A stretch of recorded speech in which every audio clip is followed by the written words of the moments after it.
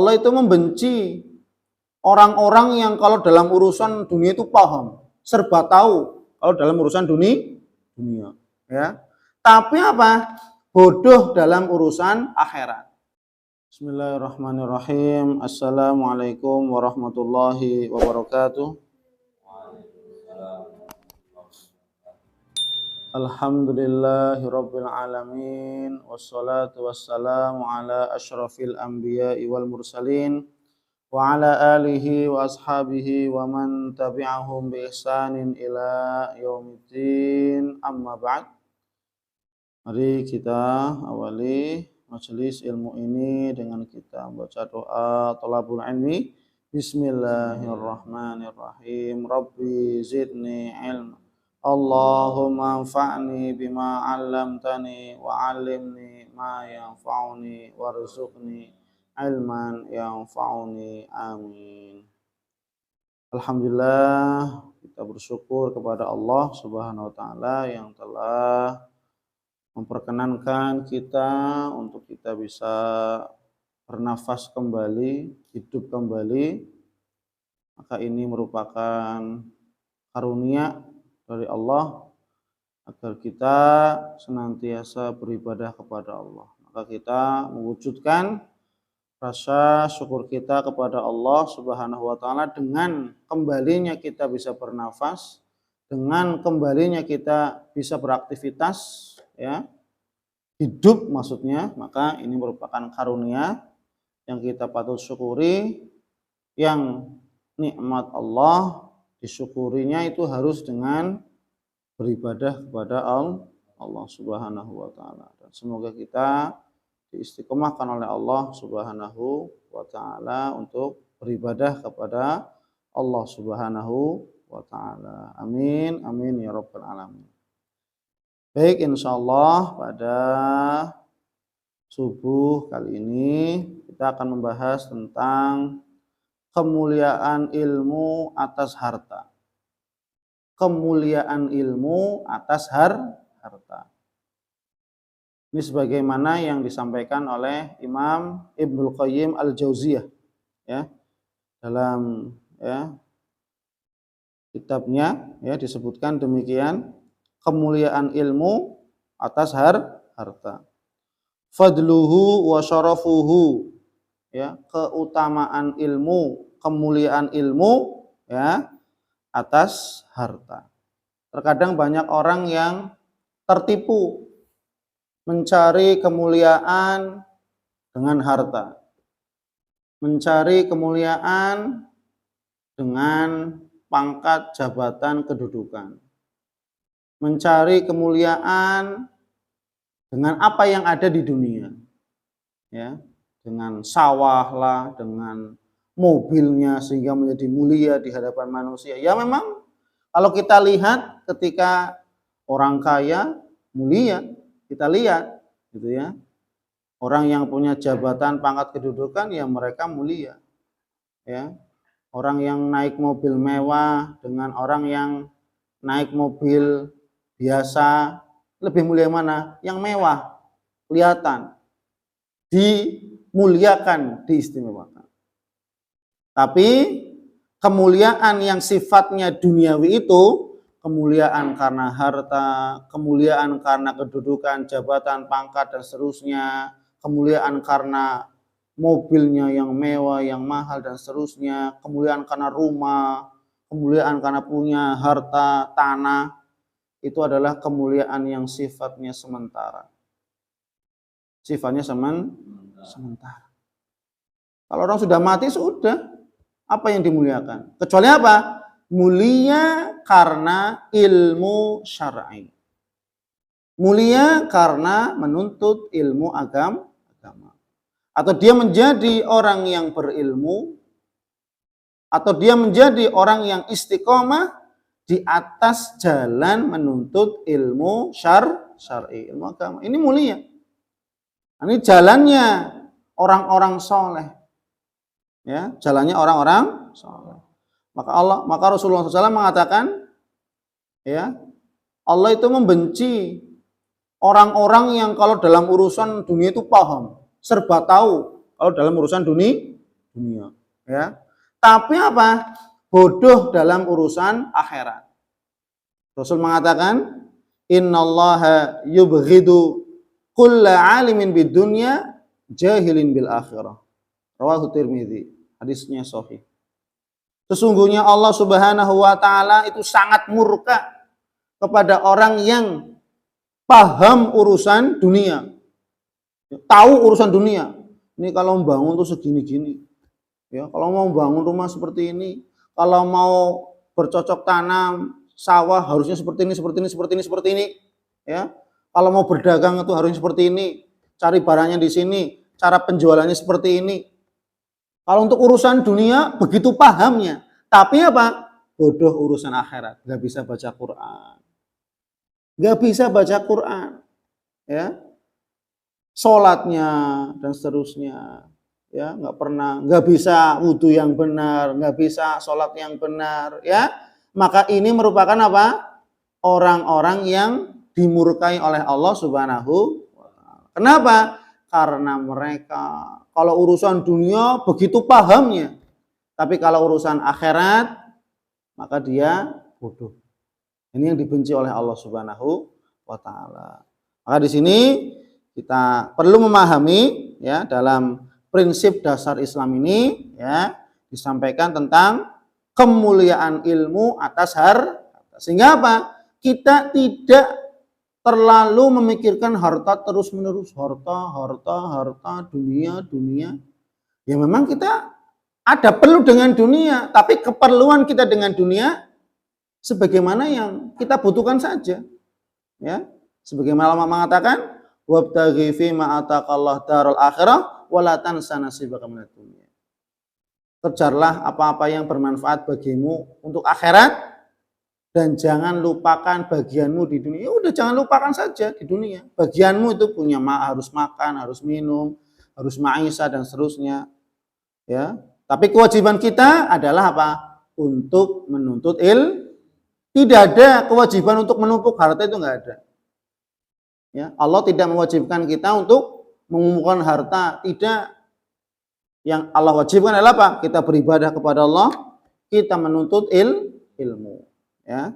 Maka Imam Ibnu Qayyim Al-Jauziyah, beliau, ya, menyebutkan di sini kemuliaan ilmu atas harta itu ada 15. Namun kita tidak semuanya, ya. Kita akan bagi-bagi, ya. Itu sesuai dengan waktunya saja. Kemuliaan ilmu atas harta yang pertama adalah ilmu adalah warisan para nabi. Sedangkan harta adalah warisan para raja dan orang kaya. Nah, ini nih perbedaan nih. Kalau ilmu itu warisannya para nabi. Sedangkan harta kekayaan itu warisannya para raja dan orang-orang kaya. Kenapa? Karena para nabi dan rasul mereka tidak mewariskan harta. Sebagaimana siapa? Nabi kita Muhammad Sallallahu Alaihi Wasallam. Tatkala Nabi Muhammad meninggalkan dunia ini, apakah Nabi berpesan, itu hartaku di sana ada emas, ada gunung emas, ada gunung berlian, silakan nanti dibagi kepada umatku? Tidak. Tapi apa? Nabi berpesan, taraktu fikumul amroin. Aku meninggalkan kepadamu dua perkara. In tamassaktum bihima falan tadillu abadan. Jika kamu berpegang teguh kepada keduanya, ini peninggalan Rasul nih, warisan Rasul Nabi kita Muhammad. Nabi kita Muhammad tidak mewariskan harta. Tapi apa? Mewariskan dua perkara, aku meninggalkan kepadamu dua perkara, in tamassaktum bihima falan tadillu abadan. Jika kamu berpegang teguh kepada dua perkara ini, niscaya kamu tidak akan pernah tersesat selama-lamanya di dunia dan akhirat. Kalau kita berpegang teguh kepada dua perkara ini, apa itu? Kitabullah atau kitaballah wa sunnata Nabi sallallahu alaihi wasallam. Itu apa? Kitab Al-Qur'an dan sunnah Rasulullah sallallahu alaihi. Ini warisan Rasulullah sallallahu alaihi wasallam. Peninggalan Rasulullah sallallahu alaihi. Jaminannya apa? Falan tadillu abadan. Niscaya kamu tidak akan pernah tersesat selama-lamanya di dunia dan akhirat. Kalau apa syaratnya? Intamasaktum bihima. Kalau kalian betul-betul berpegang teguh kepada Al-Quran dan Sunnah. Menjadikan Al-Quran dan Sunnah sebagai pedoman hidup. Sebagai petunjuk. Maka apa? Insya Allah tidak akan tersesat selama-lamanya. Ya, makanya apa? Nabi Muhammad termasuk para nabi yang lain tidak mewariskan harta. Nabi Sulaiman yang kaya raya, ya, nabi yang paling kaya, manusia yang paling kaya sealam jagat raya itu Nabi Sulaiman. Apakah Nabi Sulaiman mewariskan harta? Tidak. Tidak mewariskan harta apa-apa. Ya, gitu. Tapi apa? Mewariskan ilmu. Maka dalam hadis yang lain juga, ya, Rasul mengatakan, ya, bahwasanya apa? Innal ulama waratsatul anbiya. Sesungguhnya para ulama itu adalah warisannya para nabi. Para ulama adalah warisannya para nabi. Wa innal anbiya lam yuwarrithu dinaran wala dirhaman. Sesungguhnya para nabi dan rasul mereka tidak mewariskan dinar dan dirham. Loh, dinar dan wa innama warrathul ilma, akan tetapi para nabi dan rasul mereka mewariskan ilmu. Yang dimaksud ilmunya ilmu syar'i, ilmu agama, ilmu supaya bagaimana kita bisa beribadah kepada Allah. Ilmu bagaimana supaya kita bisa selamat dari dunia sampai ke surganya Allah Subhanahu wa taala. Ya, itu. Jadi apa? Warisan para nabi dan rasul adalah ilmu. Sedangkan harta itu adalah warisannya orang-orang kaya, Qarun, ya, orang-orang kaya, para raja, itu warisannya harta, ya, itu. Maka ini perbedaannya, ya, yang pertama. Yang kedua, ilmu menjaga pemiliknya atau menjaga orangnya. Sedangkan pemilik harta menjaga harta.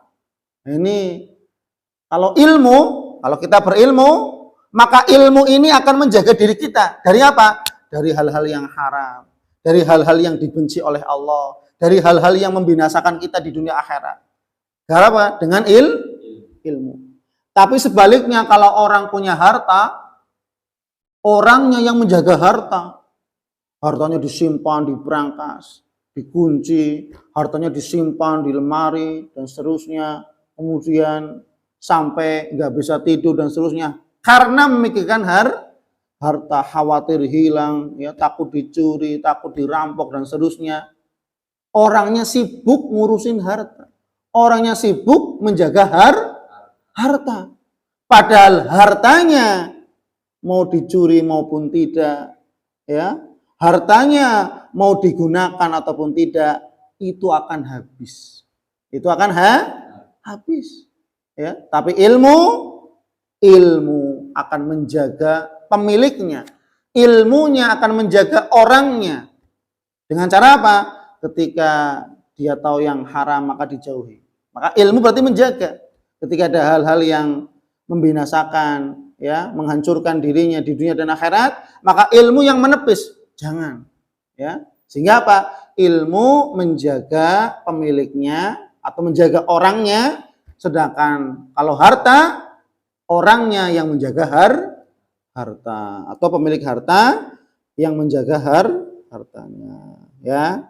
Ini. Kemudian yang ketiga, ilmu adalah penguasa atas harta. Jadi ilmu itu menguasai harta. Sedangkan harta tidak berkuasa atas ilmu. Ini, ya, ini poin yang ketiga, ya. Ilmu itu menguasai harta. Dengan cara apa? Kalau orang berilmu, orang soleh, itu apa? Bisa mengatur hartanya. Datang rezeki Allah, harta, uang, atau apa saja, diatur.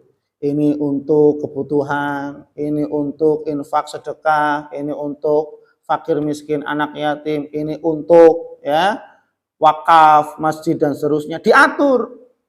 Itu kalau orang berilmu.